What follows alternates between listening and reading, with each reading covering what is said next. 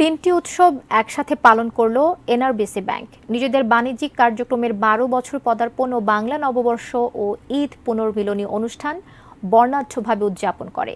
দুপুরে রাজধানীর মতিঝিলে এনআরবিসি ব্যাংকের প্রধান কার্যালয়ের সকল বিভাগ এবং সারা দেশের সকল শাখা উপশাখায় মতবিনিময় সভা ও ওয়ান ডিশ পার্টির আয়োজন করা হয়।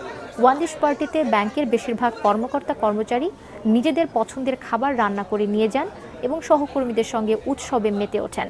হাইব্রিড পদ্ধতিতে আয়োজিত এই ব্যতিক্রমী আয়োজনে প্রধান অতিথি ছিলেন পানি সম্পদ প্রতিমন্ত্রী জাহিদ ফারুক এমপি।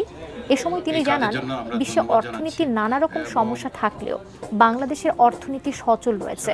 সকলে মিলে একসাথে কাজ করলে দেশ এগিয়ে যাবে। অনুষ্ঠানে উপস্থিত ছিলেন এনআরবিসি ব্যাংকের চেয়ারম্যান পারভেজ তমাল সহ ব্যাংকের ঊর্ধ্বতন কর্মকর্তারা।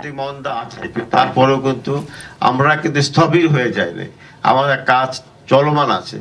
ব্যাংকে অনেক কষ্ট হচ্ছে, লিকুইডের প্রবলেম হচ্ছে, তারপরেও কিন্তু ব্যাংক থেমে নেয়, বন্ধ হয়ে যায় না। ব্যাংক চলমান আছে, অর্থনীতি চলমান আছে। এখানে আমাদের সকলকে কাজ করতে